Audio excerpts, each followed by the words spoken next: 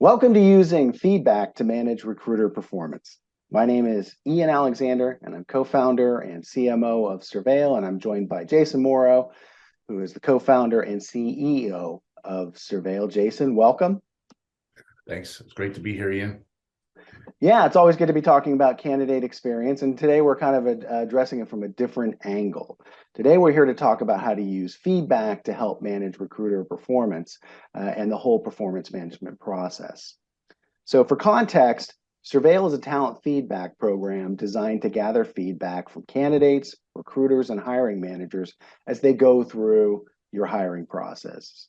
So it integrates with your ATS. It automatically sends out pulse feedback requests after a candidate applies, after phone screens, after interviews, after offers and onboarding, and even beyond. But also, it's used to align hiring managers and recruiters around common metrics. Ensure they can get consistent, repeatable candidate experiences delivered to their candidates, experiences that result in better hiring outcomes, as we all know. So in our jobs, Jason and I, we get unique visibility into what some of the top employers in the world do to improve their recruiting processes. And one of the things that we've seen take hold recently is this concept of talent acquisition leaders using candidate and hiring manager feedback to help manage recruiter performance. So we wanted to kind of take what we're learning and what we know from our clients and present it here today. So just to get some housekeeping out of the way, feel free to ask questions at any time. And yes, we will provide slides and recording a few days after the conference. But go ahead and ask those questions in the chat window or in the question box, whichever. We'll get them, and we'll either answer them as we go along, or if it's more appropriate, we'll push that out to the end of the presentation. So with that, let's get started. Let's start by talking about sort of some of this typical data sources we see being used to manage recruiter performance.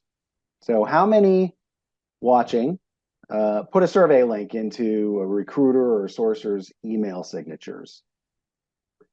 I mean, I can't throw up a poll, unfortunately, but I would assume many, because this is a common way to gather performance feedback for talent acquisition individual contributors, and that's actually kind of the thing that we at Survale, it's kind of the thing we replace.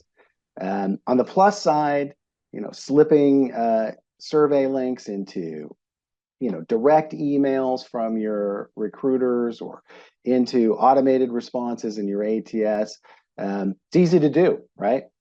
And it's better than nothing for sure, but it tends to suffer from low response rates and just basically empirically low numbers of responses for many organizations. So you just don't get enough data, not assured of statistical validation. Another method we see, and we see a lot of this, is gathering recruiter feedback by surveying new hires. Very common. As a new hire comes in, they get hired, they get onboarded, they get a survey or an email, just basically asking how the process was. Again, super easy to do, but we have some do's and don'ts coming up a little bit later on. So I'm going to leave that one until we get to the do's and don'ts slide to talk about the full pros and cons. We also see candidates who've been using ad hoc surveys to gather feedback. Think about the Candy program, or you simply just gather up quarterly or annually. You gather up all your candidates, and you run a survey out to those candidates. Sometimes even the hiring managers involved in the hiring process. Batch them all up, send them a survey. You get those surveys back, and you do your best to incorporate that feedback into reviews in some way. We'll talk about that one a little bit later too. And of course, it's not just feedback. A lot of organizations, most organizations, are using some kind of operational metrics in their reviews. Things like, think about maybe number of hires against a goal, maybe time to hire, et cetera. There's a lot of different metrics that can be used, and those kinds of metrics are absolutely important for sure. The thing about feedback is, let's say a recruiter misses their hiring goal, right? Well, why? what did they do or not do to miss that number? What kind of examples would you use in a review to point to the issues that might be causing the outcome? And this is where feedback comes in, and it's very important, but not just any feedback. It's got to be usable feedback. It's got to be timely feedback. It's got to be insightful. So with that, Jason, you spend more time with clients than I do. I guess what pieces of the performance management process or the companies that you're working with, what are they using feedback for? So that's a good question, Ian.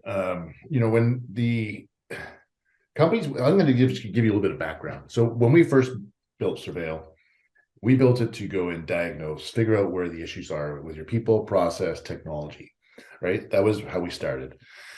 And then as you started figuring that out, you had the ability to slice data by any kind of operational field that we're bringing in from your platforms, such as divisions, recruiters, people. And then light bulbs started going off. And hey, I have the ability to monitor NPS scores, performance by on any of these slices. So what we're seeing with recruiter performance, especially in the talent acquisition side of things, is taking these NPS numbers and providing rewards. So incentivizing people to be aligned to provide great experiences, understand I need to give feedback. I understand I need to tell people what the next steps are. So by incentivizing people, some of the examples that we see through incentives with our client base would be, taking the quarterly NPS numbers for a team or for an individual member and giving time off, gifts. So there's lots of different types of rewards to incentivize and engage the talent acquisition teams. We've actually seen one where they've taken an entire talent acquisition team and taken them to a cooking class up in the Napa Valley area. So that was kind of a neat That story. sounds like right up your alley. I think Yeah, we it can have sounds a chat. it's a pretty neat story to hear. Yeah. And in other areas that we start to see are, our clients are exporting these tables of NPS scores for individuals and departments. And then as annual reviews or quarterly reviews come into play, these feedback scores are being incorporated into the annual reviews, which then obviously leads into quarterly bonuses, annual bonuses, promotions. So we start to see, the real impact along the lines of performance verification. And the third one, what we're seeing is, the goal setting and training. So on top of this, we also can identify, obviously, go back to the roots of Survale, which is identifying the issues in your process and good things too. And I understand, this set of people or this division or this region, the managers or the recruiters, they need to be retrained in how to prepare or how to come prepared for an interview and not disrespect people's time. So that's on the high level of what we're seeing. And there's 3 different methods, and sometimes all 3 are used. Got it. So the types of feedback that our clients are really engaging with is really, to monitor, for example, the recruiter performance. The number one asset that they're doing is continuously surveying candidates through the talent acquisition process. And for recruiters, that could be a phone screen, a Zoom call that automatically triggers some questions about the feedback about that experience, 48 hours after that event happened in the phone screen stage. And so we're continuously, and when they do this, we're obviously asking only 5 or 6 questions. The way that Survale is designed, we only have to ask actionable experiential type questions. So to start to continue on with the origins of Survale is, let's ask some actionable experiential type questions so we can continue to diagnose. But we also want to slip in a classic NPS, Net Promoter Score scale type style question, which would be, how likely are you to refer friends and colleagues to our organization now that you've had this experience with this recruiter? And that's going to give you an individual NPS score. And then as we start to collectively gather all the aggregate data, your NPS scores become now, hey, I have 80 responses over the last 90 days for this department or for this particular recruiter. And that's how organizations start with the candidate feedback for recruiters. Other areas that they've started to expand to, and it's a little bit in reverse order, I have it here, but is internal feedback from managers. So as recruiters are placing people into departments with managers, we're also able to trigger an automated survey, whether it be 1 or 30, or we can throttle it back. So a manager only receives 1 every 30 days. Feedback from managers on the recruiter on, again, we're diagnosing any actionable experiential type questions. How were the communications with the recruiter? How knowledgeable was the recruiter about the role? Did you see enough quantity? Did you see enough quality, diversity? And then we also again slip in that net promoter score. So that net promoter type style question. And now we have an NPS now based on a hiring manager feedback. So we basically have 2 different views of feedback on how our recruiters and talent acquisition teams are performing. Another way to look at it, and we're seeing a little bit more of our organizations use offer NPS. So as candidates are accepting our offers, what was the deciding factor? Was it something internally in our company, what we offer, benefits, culture, job fit? And it's also part of the experience with our recruiter in our onboarding process. So we're starting to see NPS scores from a third area here being incorporated into the recruiter performance. And I shouldn't just say it's just recruiter performance, it's also hiring manager performance. So, there's two angles here, but I know today we're focused really on the recruiter performance. So that's really on the high level what we're seeing. And then what we're also seeing is the transition from not just managers providing feedback on the recruiter, is we're seeing now several clients saying, hey, what about recruiters providing the feedback on the manager? And in a lot of cases, what we're starting to see is our SLAs, for example. So if recruiters are pushing candidates for interviews with a manager, one of the questions could be in your survey would be, did the manager meet the SLA to our agreement of, I'll provide you feedback about this candidate within 48 hours.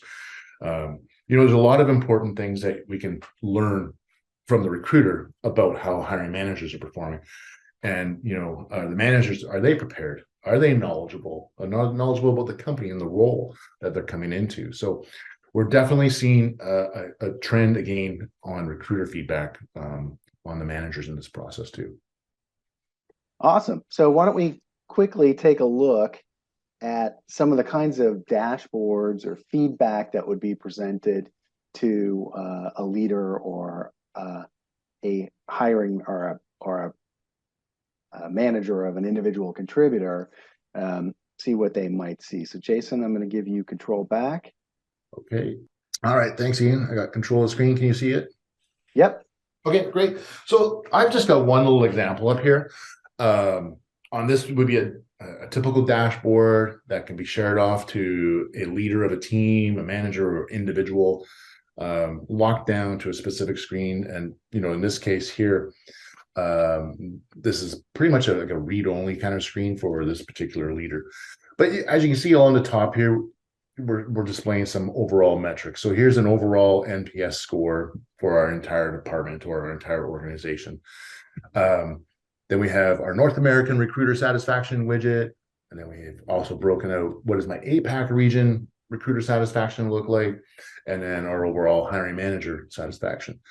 But if I continue to scroll down, this would be like a typical usage of one of our analytic platform widgets. And it's identifying basically, here's all the recruiters in our organization and their month over month for the last 6 months NPS scores. So if you look at this, you'd have a Deb with an 87 NPS score based on, I believe that's 8 responses or 6 responses there for the month of September. So this is how our managers and our leaders are utilizing these table widgets. Let me just close one of these little windows here. And then really quickly, they can sort through it.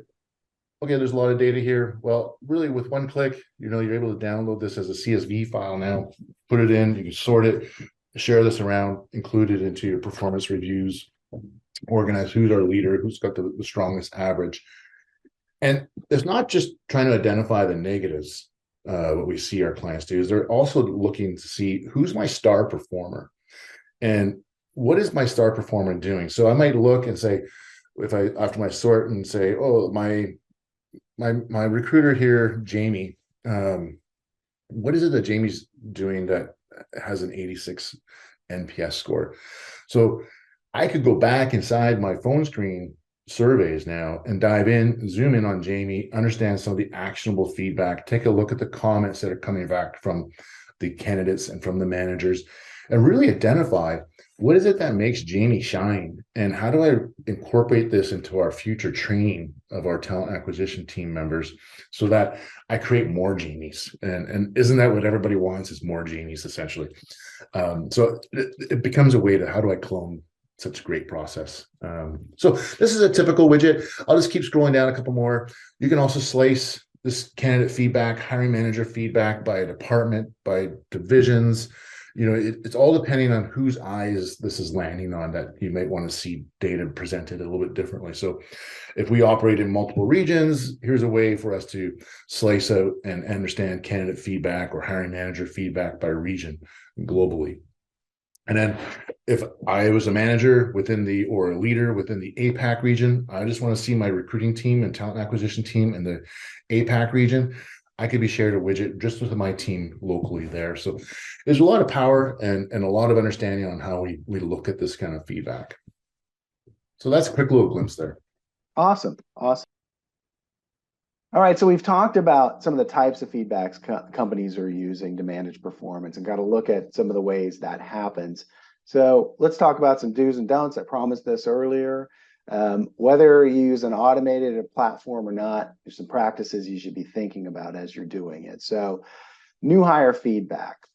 Not all feedback is equal. And we talked about this earlier. It's important to get feedback from all candidates. Unfortunately, a lot of companies we see only use feedback from hired candidates. And the news on that is that it drastically skews the feedback positive, right?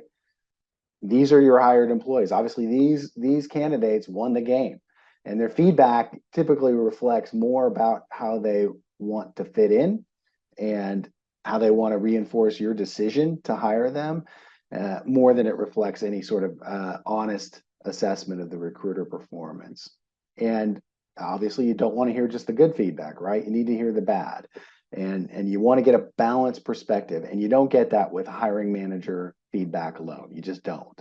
And so for that reason, you need to include all the candidates, including rejected candidates, to balance everything out. And the good news about that is it gives you more candidates to get feedback from, and you will get sort of more data to then support your performance management. Hiring manager feedback, very powerful, right? Jason talked about it. You do this by surveying managers at the close of each requisition, right? And again, as Jason talked about, you've already got these processes in place to perfect your processes. You've got these surveys going out to optimize your processes and also optimize your technology. And this is really focusing in on optimizing the people side of things. So you're getting that feedback after each requisition, and it gives you a picture of how well the recruiter is interfacing with that hiring manager. And obviously, we all know here that's one of your most important stakeholders in the hiring process, right? One of your best internal customers. And it's a big part of each recruiter's job, but it often goes unexamined because managers and leaders don't have a lot of visibility into those daily interactions. Or I should say, they don't have visibility into it unless something goes way wrong. And then that's all you know about, and your performance management tends to focus on that to a larger degree than necessary. So it's good to get that hiring manager feedback consistently. Year-round feedback, one of the most important things. I have to tell everybody here, talking about performance management, you want to do it year-round. You need to have that frequency. You don't want to wait until the end of the year and then spring a bunch of stuff on your employees as you're trying to have a coaching discussion or a formal performance review. Um, so uh, you get this year-round feedback that's always there. If you're using a system that is giving you real-time feedback, there's no shortage of feedback to give that recruiter. You can do that monthly, quarterly. You really should be giving performance feedback as often as you can. In fact, we encourage clients to set up limited view-only dashboards for each recruiter. We call them insight dashboards. And so with each recruiter being able to monitor their own feedback, they're able to self-correct throughout the year. They're able to see those comments come back and those ratings and really understand sort of how their experiences are being experienced by the candidates that they work with. Now, obviously, that shouldn't replace face-to-face meetings between manager and recruiter, but it's really a great way to make performance management front and center year round. Feedback examples, okay? So using candidate and hiring manager comments as examples in reviews is huge. They point out areas where recruiters may be underperforming, but they also indicate where they're performing extremely well, right? As Jason mentioned. Beyond that, you can go through the comments and they'll give you concrete examples of good or bad performance. And you can use those in coaching sessions, review discussions, and written evaluations. It's easy to access those kinds of examples through the comments, and they dramatically increase your manager's ability to develop their individual contributor recruiters, but their skills, their practices, et cetera. It also makes the performance management process much more sound because examples that can come out of real life interactions, they make goal setting more tangible. They justify training needs, and they make the written review much more legally defensible in the event a recruiter needs to be let go for poor performance, or even in the event of a promotion for great performance. You have those examples of that performance in your performance documentation, and you're using it throughout your coaching and year-round feedback. So now your leaders can confidently coach recruiters, not only because they have examples, but they can say, hey, look, it's not me making up or misunderstanding the situation, right? I'm not making this up. It's the people that you work with, your candidates and your hiring manager. And really the good news is that as manager and employee, we can work together to find ways to improve. And by the way, we can touch base every couple of months, as you can see from the metrics that Jason showed you, and see whether the situation improves over time by looking at the data and the feedback. It's a perfect self-contained performance management loop. Leveraging positive feedback into higher performance. Again, Jason mentioned this. The approach we're talking about here makes it easy to use feedback received by your high performers and leverage that into training and procedures for the entire team. Obviously, that's because high satisfaction metrics tend to point the way to high performance. And feedback comments illustrate why the performance is so strong. So get in there and use that feedback for evaluations and incentives and coaching with the individual. But man, don't miss out on the value that feedback can bring to the entire team when you start executing across entire teams. And finally, look, you can make your best effort to do this with non-automated surveys, but what we see with clients who try this, just using sort of ad hoc pieces of feedback here and there, hiring manager, new hires, feedback, et cetera. They try to do this and it rarely, if ever, remains consistent. And that's the big thing, as consistency goes. Because of that and other reasons, it rarely makes a significant difference in the performance of recruiters because you're fighting against that lack of consistency over time. The feedback is often old, it's often irrelevant. That's because candidates are no longer in the hiring process, and they haven't been for a while. They have no incentive to give you feedback, and if you think about if you've applied for 50 jobs and you get a survey 6 months later, what kind of recall are you going to have? On the other hand, having all this feedback gathered in the background, where you're not reliant on individuals to gather that feedback manually and administer the program, it makes sure that when it's time to evaluate performance, time to talk about performance, write reviews, justify incentives, there's like this little gift that's waiting for your managers, right? It's the gift of who, what, when, where, and why about their individual contributors' performance, and it's right there to make everything easy.